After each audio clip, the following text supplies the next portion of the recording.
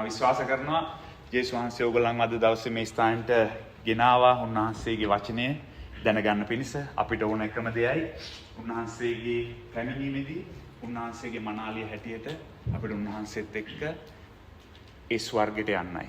ඉතින් ඒකට තමයි අපි හැමෝම අද මේ ස්ථානේ රැස් වෙලා ඉන්නේ. ඉතින් අපි බලමු අපේ වචනේ උන්වහන්සේ මොනවද අද කතා කරන්න යන්නේ කියලා. right. අපි මාක් පොතට පෙරලා ගමු. මාක් පොතේ 5 වෙනි පරිච්ඡේදය 5 අපි 20 ඉඳන් වගේ ජේසුස් වහන්සේ නැවත ඔරුවෙන් එගොඩට ආකල 5:21 ඉඳලා මම කියවන්නේ. මහත් සමූහයක් උන්වහන්සේ ළඟට රැස් වූයේ උන්වහන්සේද මුහුද ළඟ සිටිසේක. එකල සීනගෝගේ මුලාදෑනියෙක් කෙනෙක් වූ යායිරස් නැමැත්තෙක් ඇවිත් උන්වහන්සේව දැක උන්වහන්සේගේ පාදපාමුල වැටි මගේ කුඩා දුව මරණාසන්නව සිටින්නේය. ඈ සුව වී ජීවත් වෙන පිණිස ඔබ ඇවිත් ඈ පිට අත තැබුව මැනවයි උන්වහන්සේගෙන් බොහෝ සෙයින් ඉල්ලුවේය. උන්වහන්සේ ඔහු සමග වැඩියසේක. මහත් සමූහයක් උන්වහන්සේට තෙරපෙමින් උන්වහන්සේ අනුව ගියෝය. ඊට පස්සේ එනවා 12 අවුරුද්දක් මහල්ලේ රෝගය ඇතිව සිටි ස්ත්‍රියක් නොයෙක් වෙදුන්ගෙන් බොහෝ දේ විඳ තමා සතු සියල්ල වියදම් කළ නමුත් කිසි පළක් නොලැබ වඩා අමාරුවට පැමිණ සිටියාය. ඈ උන්වහන්සේ ගැන අසා සමූහය අතරින් පස්සෙන් නැවිත් උන්වහන්සේගේ සලුවට අත ගැසුවේ. right. දැන් මේ ස්ටෝරි එක ගැන මම ඔයගොල්ලන්ට කිව්වොත් දැන් ඔයගොල්ලන් දන්නවා මේ සීනගෝගේ මුලාදෑනියෙක්. හරිද? මෙයා ඇවිල්ලා ලොකු ඒ කියන්නේ වැදගත් පුද්ගලයෙක්. එකල මෙයා ටෙම්පල් එකේ වැඩ කරේ. මෙයා සර්වය කරේ ඇවිල්ලා රිලිජියස් ලීඩර්ස්ලාට. එතකොට ඔයගොල්ලන් දන්නවා රිලිජියස් ලීඩර්ස්ලා පරිසිවරු සදිසිවරු ඒ සෙනග ඇවිල්ලා ජේසුස් වහන්සේට against ජේසුස් වහන්සේගේ පැත්තේ නෙමෙයි ඉන්නේ.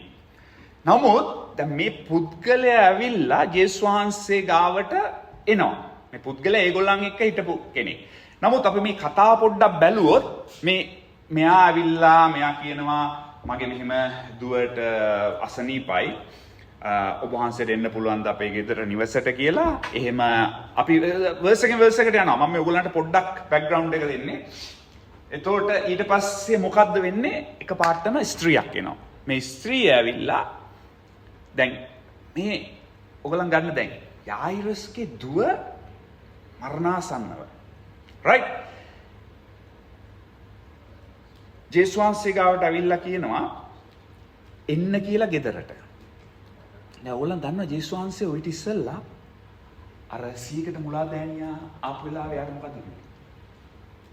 අපගේ දිහිල්ල මහත් යන්න ගෙදර යසුව වෙලා ඉන්නේ කියලා. ජේසුස් වහන්සේට මෙයාටත් ඒ දේ කියන්න තිබ්බනේ. හරි අපි දැන් මේ පිච් එකට එන්නේ. ඕකේ. නමුත් ජේසුස් වහන්සේ කියනවා රයිට් හරි. ඕකේ. යමු කියලා යද්දී එක ගැහණු කෙනෙක් මේ පිච් එකට එනවා. එයා ඇවිල්ලා මොකද්ද වෙන්නේ? අපි වර්ස් එකෙන් වර්ස් එකට බලන්න යනවා. එයා ඇවිල්ලා මොකද්ද වෙන්නේ? එයාව සුව වෙනවා. එයාව සුව වෙනවා එකපාරම. right? දැන් යායිරස් ජේසුස් වහන්සේත් එක්ක ඉන්නවා. එයා මම හිතන්නේ ඇගිලි ගණන් කර ඉන්නවා කොයි වෙලාවෙද යන්නේ. නමුත් all of a sudden අර ස්ත්‍රිය ඇවිල්ලා සුවය ලබනවා. ඕගොල්ලන්ගේ ජීවිතේ පොඩ්ඩක් හිතලා බලන්න. ඕගොල්ලන්ට එහෙම වෙච්ච අවස්ථා තියෙනවද? ඒ කියන්නේ ඕගොල්ලන්ගේ ප්‍රශ්නත් එක්ක ඕගොල්ලන් ජේසුස් වහන්සේට යාඥා කරනවා හැමදාම පල්ලි එනවා. එතකොට ෆාස්ටින් ඉන්නවා. මේ හැම දෙයක්ම කරනවා. හැම හොඳ දෙයක්ම කරනවා. නමුත් ජේසුස් වහන්සේ ඕගොල්ලන්ගේ ඉල්ලීම අහන්නේ. තාම අහලා නැහැ. ඔයගොල්ලන්ට සමහර විට එහෙම අවස්ථා වෙලා ඇති. මම දන්නේ කවුරු හරි මේ මොහොතේ ඉන්නවද කියලා. එහෙම උන්වහන්සේට යාඥා කරනවා. නමුත් තාම උත්තරේ ඇවිල්ලා නැහැ. තාම උත්තරේ ඇවිල්ලා නැහැ.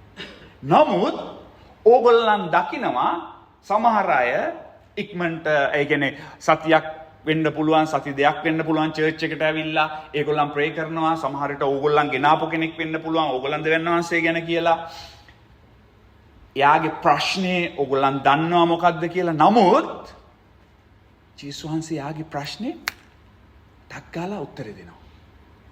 ඒතකොට අපි මිනිස්සු ඇතියට එහෙම අවස්ථා මම හිතන්නේ සිදු වෙලා ඇති කියලා මම හිතනවා. ඒ කියන්නේ අපිට හිතෙනවා ඇයි උන්වහන්සේ මගේ ප්‍රශ්නෙට උත්තරේ තාම දුන්නේ නැත්තේ? අර කෙනා ඇවිල්ලා ටෙස්ටමනි එකක් දෙනවා මට මෙහෙම වුණා කියලා. නමුත් ඇයි මට තාම ඒ දේ ලැබුන්නේ නැත්තේ? අපිට හිතෙන්න පුළුවන් මිනිස්සු හැටියට සාධාරණයි. අපිට හිතෙන්න පුළුවන් ඇයි ස්වාමීනි ඔයා තාම මගේ ප්‍රශ්නෙට උත්තරේ දුන්නේ නැත්තේ? නමුත් ජේසුස් වහන්සේ හිතන්න එපා ඕගොල්ලන්ගේ ප්‍රශ්නෙට උත්තරේ නැතුව අනිත් කෙනාට උත්තරය ආවා කියලා ජේසුස් වහන්සේ ඕගොල්ලන්ව අතෑරියා කියලා. ජේසුස් වහන්සේ ඕගොල්ලන්ගේ නිවස කරා ඕගොල්ලන්ගේ ප්‍රශ්නේ කරා යන ගමනක තමයි ඉන්නේ. right? අපි එතකොට අපි බලන්න යමු මේකෙන් මොකද්ද උන්වහන්සේ අපිට අද කතා කරන්න යන්නේ කියලා. right?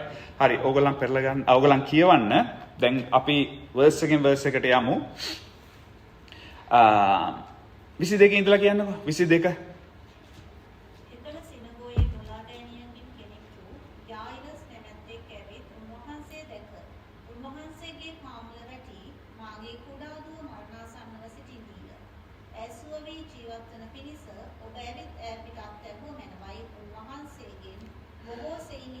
හරි right දැන් මේ දැන් ඔයගොල්ලන් දන්නවා යායිරස් කියලා කියන්නේ කවුද කියලා.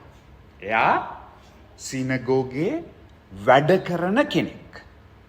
right එයාට ලොකු පෝස්ට් එකක් තියෙන කෙනෙක්. පොඩ්ඩක් හිතලා බලන්න.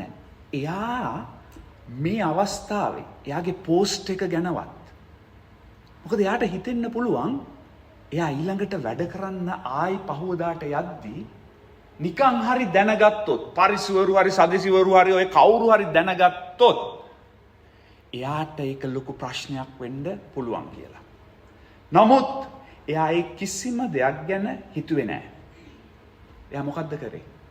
මොකද අපේ ජීවිතේ අපිට පෝස්ට් තියෙන්න පුළුවන්.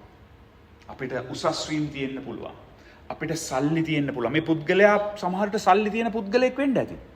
නමුත් මේ කිසි දෙයක් වැඩක් නැහැ යම් කිසි අවස්ථාවක් එනවා අපිට ජේසුස් වහන්සේ ඉදිරිපිට හිට ගන්න.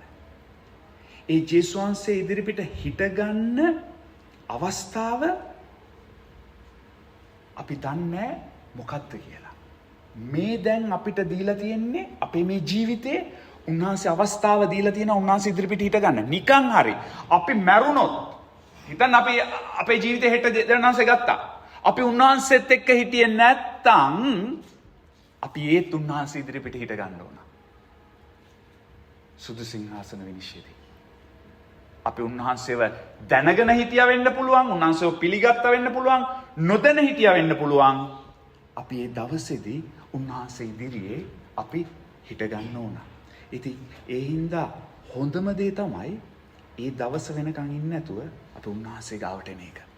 ඒතර මේ පුද්ගලයා උන්වහන්සේ ගාවට ආවා. පොඩ්ඩක් හිතලා බලන්න කොච්චර බලගත්ු ෆේත් එකක් එයාට තියෙන්න ඕනද? අදහිල්ලක් එයාට තියෙන්න ඕනද? උන්වහන්සේ ගාවට එන්න.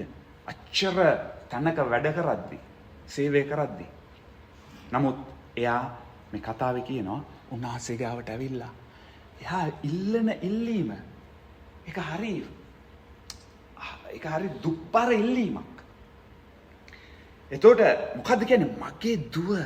මගේ දුව මරණාසන්න. මගේ දුව සික්. ජේසුනි, ඔයා එන්න අපේ ගෙදරට. ඔයා අපේ ගෙදරට එන්න. අපේ ගෙදරට ඇවිල්ලා අත තියන්න. අත තියලා ආඥා කරන්න. එයා ජීවත් වෙයි.